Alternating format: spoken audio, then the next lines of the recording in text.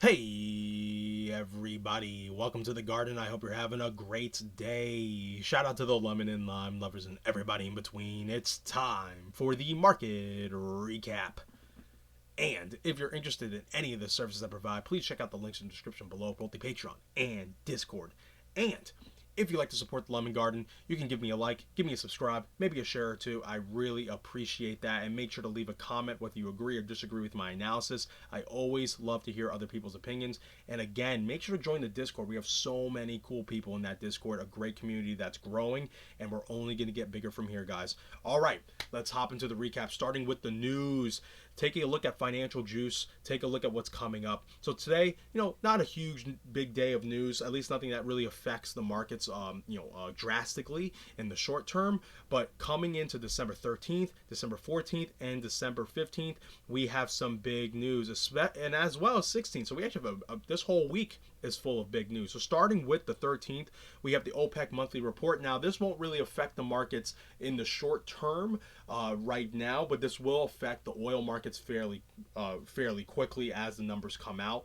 We're going to get a good idea of where OPEC is at, where their actual numbers are going. And this might give us a good window into the thinking into the coming months, and eventually that supply, whether it's an increase or decrease, what their profit margins look like. All this information is going to really affect the general economies around the world, because the oil prices will start to get affected by this report. So this is going to be a big deal as the months go forward, but you probably won't see this immediately affect the stock market as these numbers come out. But if you're trading oil, you definitely want to make sure you're watching this report. Be very careful. Next this is going to be big news. 8:30 a.m. Eastern Time U.S. The CPI numbers come out. This is going to affect the markets drastically. So we're going to get the U.S. CPI year over year, the CPI numbers month over month, and we're going to get the core CPIs for both year over year and month over month. Big news here. Okay, so this is going to affect us going forward. Now, this won't affect, at least it's very unlikely this will affect whatever the Fed has decided is going to be the rates when they report it on the 14th. We'll get to that. But this will affect their talks and their data going into the coming months next year. Okay, so this is going to definitely affect how they perceive the markets and what they may do in regards to raising rates in the future, whether it's going to be more or less.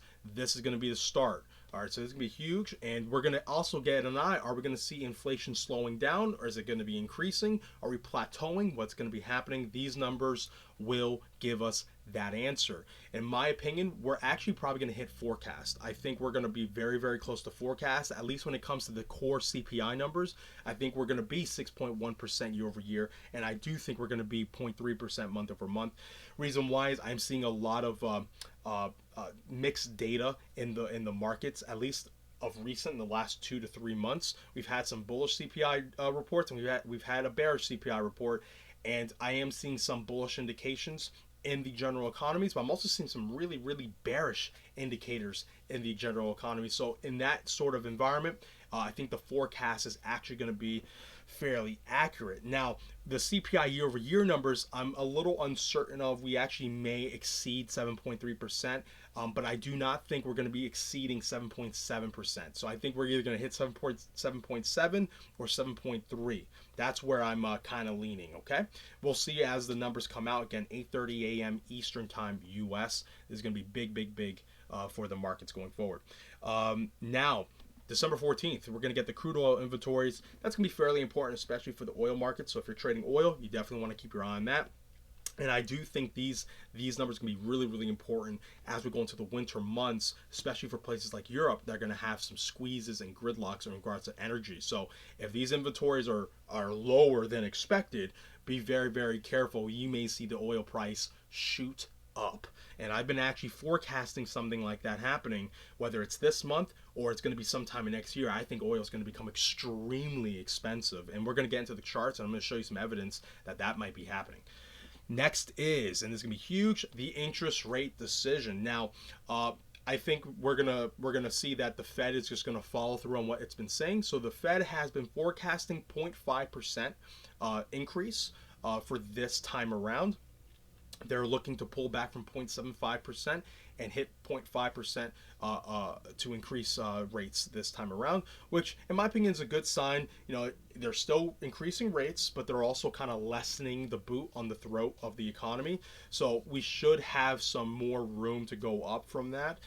But if they show any signs of pulling back on that and thinking that they're going to go hawkish again, you know, more hawkish, I should say, and increase the rates back to 0.75, then watch for the markets to have a significant sell-off. I think the markets are really banking that the Fed is going to chill out and try and give them some breathing room. If for whatever reason, and this is very unlikely, but if for whatever reason the Fed should come out way more dovish than expected, whether that comes out with a lower rate decision where they do 0.25% rather than 0.5, or when they have their statements, you know, Jerome Powell speaks, he comes out pretty much, you know, highlighting, hey, we're going to be doing 0.5 going forward, or we're going to look to do, you know, 2.5 rate increases and then start dropping down to a quarter basis point raise. That will be extremely bullish for the risk on assets, and you'll probably see a massive pump over the next week or so from that news. Now, I just think they're just going to follow through on what they've been saying. So look for a 0.5 increase, and they'll try and toe the line as best they can. All right. So next is December 15th. We have the U.S. retail sales month over month and the initial jobs claims. That's going to be huge. Okay. The reason why it's going to be huge going forward, it's going to give us a good idea, just like the CPI data, of what the Fed's going to be looking at coming into the first quarter of 2023. Now, I got to tell you, I think retail sales is going to disappoint. I think it's going to be under their expectations, under forecast.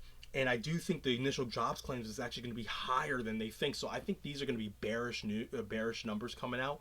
I don't foresee them immediately affecting the stock market. I actually think off the bearish news, you'll see the stock market go higher potentially. Depends on how the dollar looks.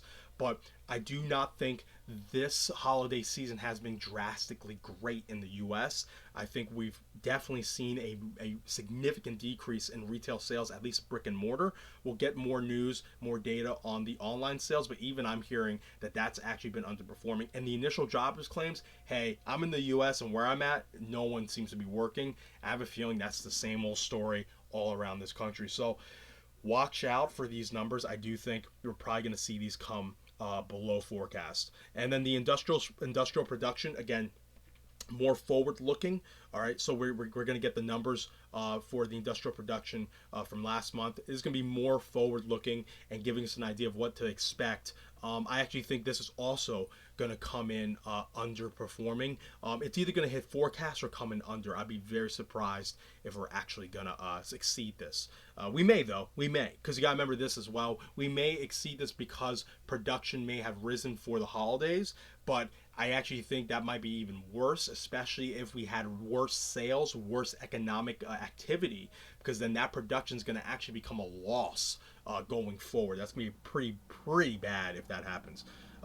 Next, December 16th. So this is the last, I would say, last day of this week of major news. We're going to get the PMIs. So the services PMIs, manufacturing PMIs, the composite PMIs. So this is really good. These are like forward-looking numbers that kind of give us a sneak peek of what we can expect next month for the CPI. So depending on how this comes out, it can give us a hint and what to try and like look for in the next CPI. If we see any inflation waning here, that's a really good sign. But if it's just going to keep the same energy as it has this whole year, where inflation just keeps rising and rising and rising, and all the productions, then watch your CPI to do the same. All right, so this is gonna be a crazy week. I'm looking forward to it, and the best thing you can do to defend yourself from this is obviously, if you don't want to trade, don't trade, but control your position sizing. That's the best way to defend yourself from the unknowns. Control your position sizing. All right, now let's get into the charts. Take a look at what's going on. So every Saturday and Sunday, one of those days, so every weekend, I try to do a market overview. It's a live stream in my Discord. So if you missed it, I did a recording, and you'll find it on the channel here. It should be the most recent video before this one. And I talk about the general markets kind of like I am now, but I'm a little bit more detailed in these videos. But I do go into the dollar and go into what I'm thinking. I'm going to do it again here, but if you want a little bit more data on that, more information, make sure to check out that live stream recap right here on my channel. So I actually think in the short term, we're actually going to see the dollar go up. Now, let me give you a quick idea of what I'm seeing. So taking a look at left here, look left here, you have this nice kind of grind down. I'm actually seeing the same thing here. So you're grinding down and then a nice pop up. Same thing. I'm seeing that happen here as we come into this massive support zone, and then pop up filling out these fair value gaps here, these bearish fair value gaps, coming up higher into this blue zone and reaching the top of the blue zone and potentially even spiking into this bearish fair value gap zone. And then once we get towards this zone here, watch for a denial. All right, watch for a denial, a rollover, and then we should see a continuation lower. Now, if you've been following me for some time, you know I'm actually bullish on the dollar over this entire decade. Okay, but because I'm bullish on the dollar over the entire decade, I do foresee massive swing lows during this bullish time for the dollar. Now, take a look as we come up to here and potentially fail here. If we built that out as I'm foreseeing, then we're looking at what? A pretty large head and shoulder structure, which in the proper context, this makes sense. You have a massive rise, okay, almost historic rise, and then a topping structure forms, which is this head and shoulders, and you see the neckline right here, okay? So you see the neckline that's already been made right here. If you do your one-to-one move from the top of the head to the neckline, I've already measured it out, you pretty much get towards the bottom of this zone down here. Okay, so you get towards this level right here. Now, why is that important? Okay, the reason why this is important is because we go to the monthly time frame, and this is why I'm very bullish on the dollar for the decade. Okay, this is the monthly chart. What we're having is we're having a massive bullish pullback into the breakout structure, the breakout level here. Okay, so we broke this descending trend line that's held pretty much since September 2001 all the way. We broke it here at March 2022. We should potentially see a massive retracement back towards 100 to potentially 97,320. And if we stay bullish, we'll hold this zone and begin a massive bullish consolidation on that structure. All right. As long as we don't take out these lows right here, the dollar is bullish. And I'm talking bullish for years to come. So you need to be very, very careful if you're looking for the dollar to die. It's dying, but not in the way you're thinking. The reason why the dollar is going to likely continue higher is because all the fiat currencies in the world are dying against it. The dollar is going to begin, and it potentially already has, the melt up phase of death. The dollar will die in the sky because all the fiat currencies are going to zero against it. You have the evidence all around you. All right. So watch for the dollar over this entire decade, probably since 2020 all the way until about 2028 to 2031. You're going to see the dollar go up, but you'll have 1, 2, maybe even 3 to 4 years of where the dollar will have major pullbacks. You may have a pullback over 3 months, over 6 months, over a year, but it doesn't change that the structure, the actual structure of the dollar is bullish. So keep that in mind. But as we're pulling back on the dollar, look at when it's happening. It's happening during what people would call the Santa Claus time, right? Potentially the Santa Claus rally is in our future.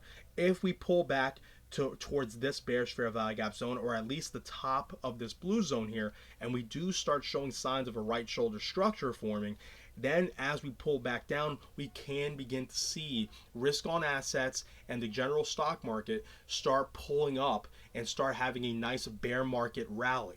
Okay, so look for this to happen as we pull back towards 100 to 97. And I do think this retracement down can take months, and then we can have a consolidation on these levels down here for a long period of time. We're talking months upon months, maybe even most of next year.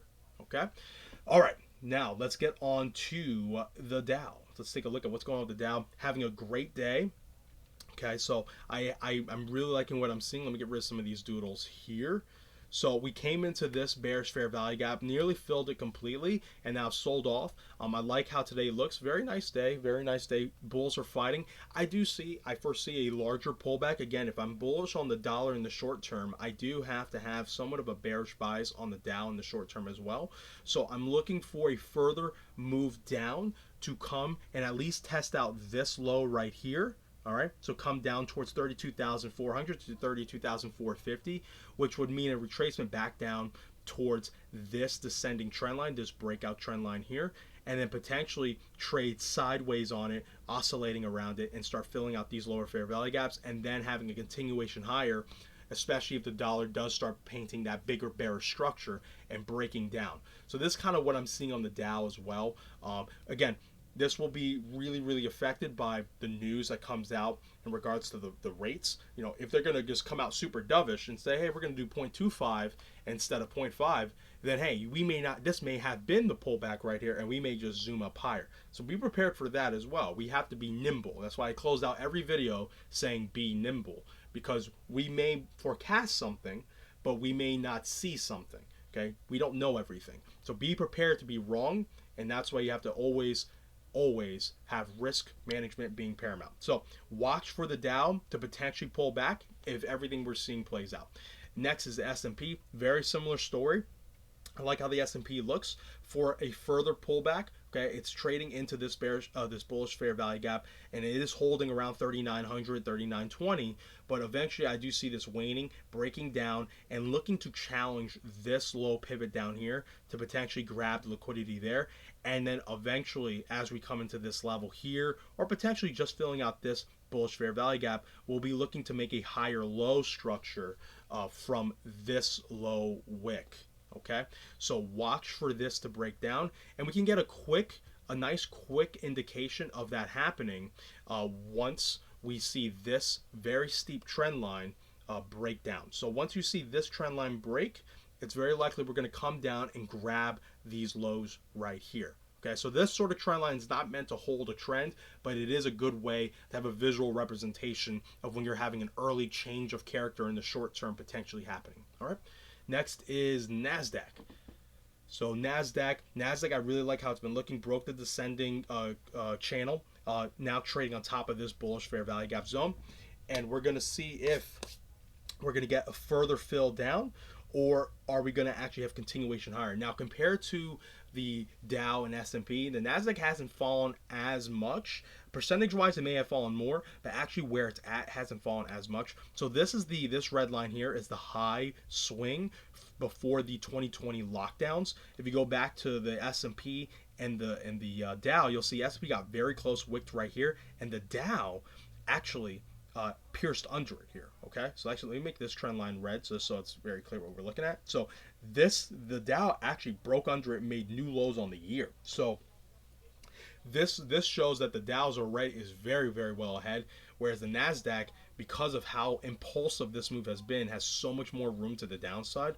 So be prepared that the NASDAQ can start being relatively weak against the S&P and Dow if there's a significant sell-off. So what I mean is this could potentially take out lows much easier than the Dow and the S&P, but in the end it still will follow those two.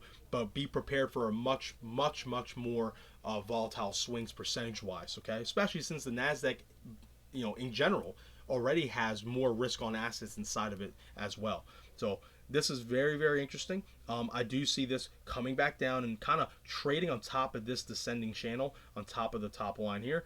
And then eventually, once we can get that bullish impulse, maybe from the dollar breaking down, we'll see that move up towards this higher green zone here. So back towards 12,460, 12,500-ish, okay? All right, now let's get on to oil. Let's take a look at oil. So oil is interesting. So if you've been following my recaps for any time, you know I've been calling for oil to come down towards this descending trend line. And once we get here, watch for a major pullback because it's hit my levels already, okay? It came up to my zone up here, failed down, and I said from all the way up here, watch for this to come back to 80, 75, and then eventually, potentially, all the way down to 60, all right? It can come all the way down to 60 and still be extremely bullish, okay? Extremely bullish. Oil, like the dollar, is in a massive bullish structure on the monthly and weekly. This descending structures and monthly structure, this is a really, really bullish asset right now, and we're starting to see the fundamentals to support what I'm seeing on the chart. Now, We don't know what the numbers are going to be, the monthly report from OPEC is going to be, but what we do know is there's going to be a huge surge in demand in Europe next year for oil, for energy. Okay, a lot of people are trying to not see it. A lot of people are trying to push that, oh, we got alternative energies. Well, guess what? You don't. You don't have enough that can scale and protect you from a massive winter that is pretty much here. In Europe, as it gets colder and colder and colder over Q1 of next year, you're going to see a massive call for more oil. And over the last, I would say, 3 to 4 months, OPEC has not increased supply. They've either decreased or held steady. So that's really bad if you're going to not have enough supply for demand. And what happens? It's basic.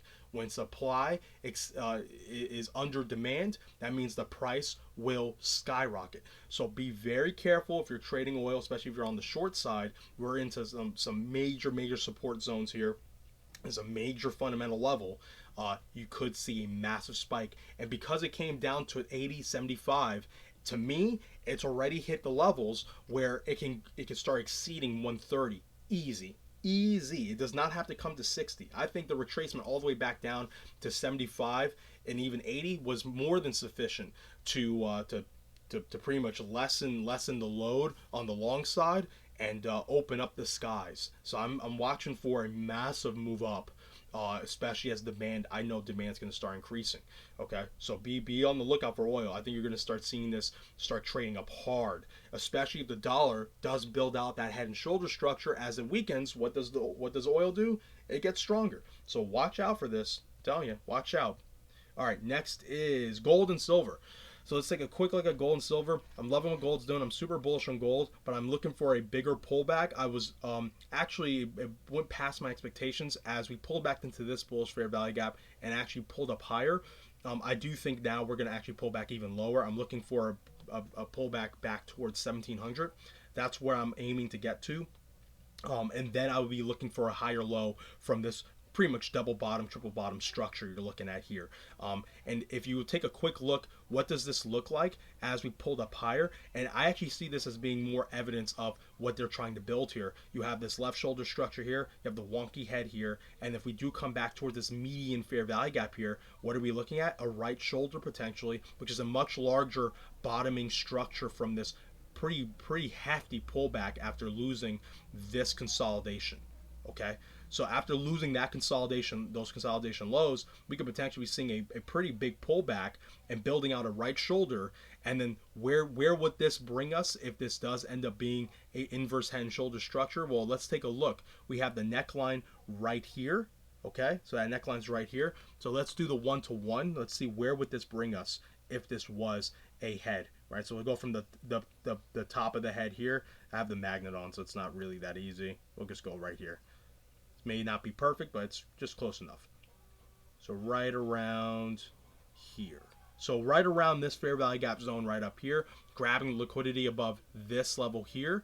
So any liquidity that's reside above this consolidation will get grabbed, and then the fair value gap here will likely get filled up. And then we'll see, will this be leading towards continuation to take up the highs, or is this just going to be a macro lower high and then lead to a much larger drop over a longer period of time? But overall, I have been very bullish on gold, and I still am after this breakout here. So I'm loving what I'm seeing. Silver is next. Let's take a look. Silver. So silver having a nice continuation higher, but just like gold, I think this is due to come back. Actually exceeded where I thought it would get to. I did think it probably stop at 22.5, potentially spike up into this level, which it looks like it's trying to do. It might actually get towards these fair value gap zones, fill out as much of this imbalance as it possibly can.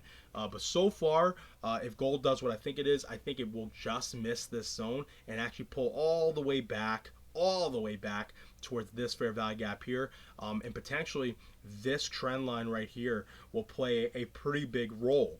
Okay, so we may see this trend line either hold as support and then lead to another high, or potentially even a lower high as we build out some sort of larger consolidation structure. So something like this, we may just see it come up and then make a lower high from this level here and then build out some other structure, which could actually have a bearish inclination. We'll have to wait and see how it looks, or we just have that continuation higher and then making new moves up. Okay, but I do see this playing out in one way or the other. I actually don't see this trend line immediately breaking. I think you're going to have consolidation beforehand. All right. Now let's get on to Bitcoin. We'll take a look at that and then we'll call it a day.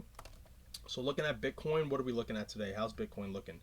So Bitcoin so far trading pretty interestingly. What I'm looking at for Bitcoin is actually a move up. So I'm leaning towards continuation higher overall. I do think we're going to get towards about, I would say 17,500, 600 is very conservative. I do think this consolidation we're having here is in the attempt to break past the lows of this wick here, and then get towards 18,500 and really start testing the bottom end of this consolidation here and the bottom end of this fair value gap, this bearish fair value gap zone. So this looks like it's accumulating fuel to try and get enough to get through this level and start tapping this zone over here.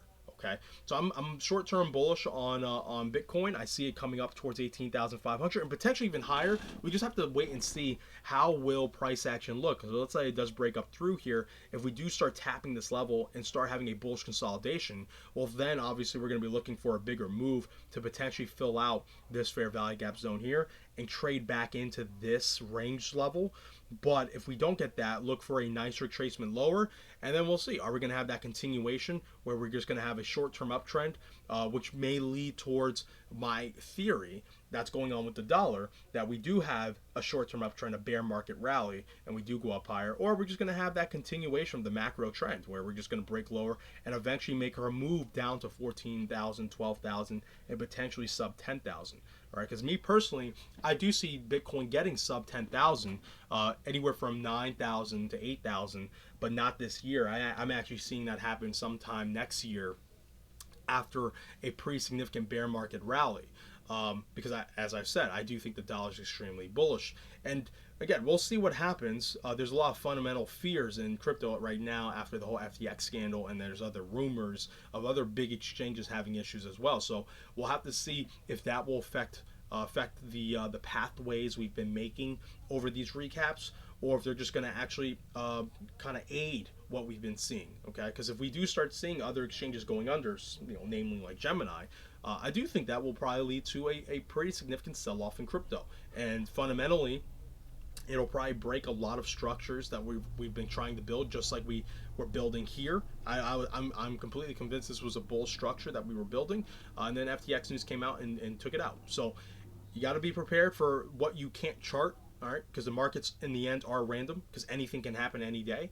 And the only way you can defend yourself, like I've said in the beginning of this video, and I've said over and over, is position sizing. You only control your position sizing, and if you can do that, then even if something goes sideways, something goes against you, it doesn't break you.